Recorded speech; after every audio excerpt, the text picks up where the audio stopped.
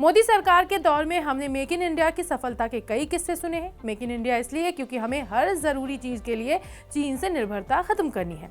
2020 में गलवान घाटी की झड़प के बाद तो चीन सिर्फ आम लोगों के ही नहीं, सरकार के निशाने पर भी आ गया। भारत ने PLI जैसी स्कीम के तहत मोबाइल फोन से लेकर इलेक्ट्रिक वाहनों तक से चीन की निर्भरता को खत्म करने की कोशिश की, लेकिन खुद इलेक्ट्रॉनिक इंडस्ट्री की माने तो चीन से पंगा लेना भारत को काफी भारी पड़ रहा है। एक अनुमान के मुताबिक 2020 के बाद से एंटी चाइना मुहिम के कारण बीते 4 सालों में भारतीय इलेक्ट्रॉनिक्स कंपनियों को 15 अरब डॉलर का प्रोडक्शन लॉस हुआ है।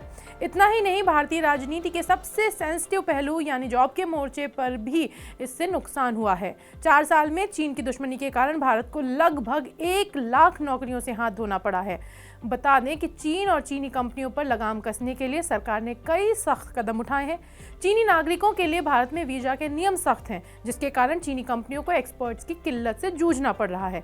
इसके कारण चीनी कंपनियां भारतीय टैक्स और सुरक्षा एजेंसियों के राडार पर हैं। भारत की इलेक्ट्रॉनिक्स मैन्युफैक्चरिंग इंडस्ट्री इसे लेकर काफी फिक्रमंद है। हाल ही में इंडस्ट्री ने विभिन्न मंत्रालयों को चिट्ठी लिखकर गुहार लगाई है। इंडस्ट्री ने कहा है कि भारत ने 2 अरब डॉलर के वैल्यू एडिशन नुकसान के अलावा 10 अरब डॉलर का निर्यात अवसर भी खो दिया है। इंडस्ट्री के लोगों के मुताबिक चीनी ऑफिसर्स के 4 से 5 हजार वीजा एप्लीकेशन सरकार की मंजूरी का इंतजार कर रहे हैं। इससे देश में इलेक्ट्रॉनिक्स मैन्युफैक्चरिंग इंडस्ट्री की विस्तार योजनाओं में बाधा आ रही है।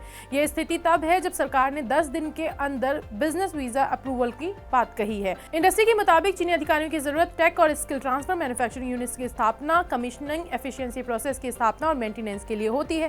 चीन की उन कंपनियों के अधिकारियों के वीजा आवेदन भी लंबित हैं जिन्हें स्थानीय कंपनियों के पार्टनरशिप में यहां मैन्युफैक्चरिंग बेस बनाने के लिए बुलाया गया है। इसे लेकर India cellular and electronics association यानी ICEA और manufacturing association of information technology के लॉबी ग्रुप ने केंद्र सरकार से चीनी अधिकारियों के लिए वीजा मंजूरी में तेजी लाने का अनुरोध किया है। यहां इन एसोसिएशन में शामिल कंपनियों को समझना बेहद जरूरी है।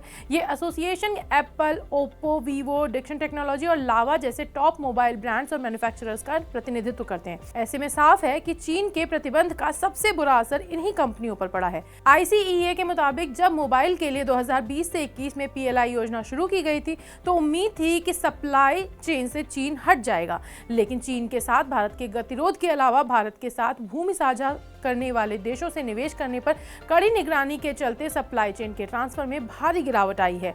ICEA का अनुमान है कि अगर भारत और चीन के बीच बिजनेस एक्टिविटी सामान्य होती तो भारतीय कंपनियों का वैल्यू एडिशन वर्तमान समय में 18% से बढ़कर 22 से 23% तक हो जाता। इससे घरेलू मोबाइल फोन इकोसिस्टम में सालाना 15,000 करोड़ रुपए का एक्स्ट्रा वैल्यू एडिशन होता। इसका सीधा फायदा भारत के जॉब मार्केट में भी देखने को मिलता। हालांकि चीन से तकनीक की इस जंग में भारत में इलेक्ट्रॉनिक उत्पादन तेजी से बढ़ा है, लेकिन आयात पर भी निर्भरता तेजी से बढ़ी है। ग्लोबल ट्रेड रिसर्च इनिशिएटिव यानी GTRI के रिपोर्ट के मुताबिक वित्त वर्ष 2024 में भारत का इलेक्ट्रॉनिक्स, टेलीकॉम और इलेक्ट्रिकल उत्पादों का आयात बढ़कर के 89.8 अरब डॉलर हो गया है। इसमें 44% चीन से और 56% हांगकांग से आया है। अब यहाँ ये भी समझ लेते हैं कि भारत के नुकसान से फायदा किसे हो रहा है। एसोसिएशन की माने तो चीनी नागरिक भी गिरफ्तारी और पूछताछ के डर से भारत आने से डरते हैं। अगर किसी फैक्ट्री को स्थापित करने में मदद के लिए 50 इंजीनियर्स की जरूरत होती है तो सिर्फ 10 या उससे कम लोग ही आने को तैयार हैं। 2020 से भारत चीन रिश्तों में आई तल्खी के कारण चीनी कंपनियों की गहरी जांच हो रही है।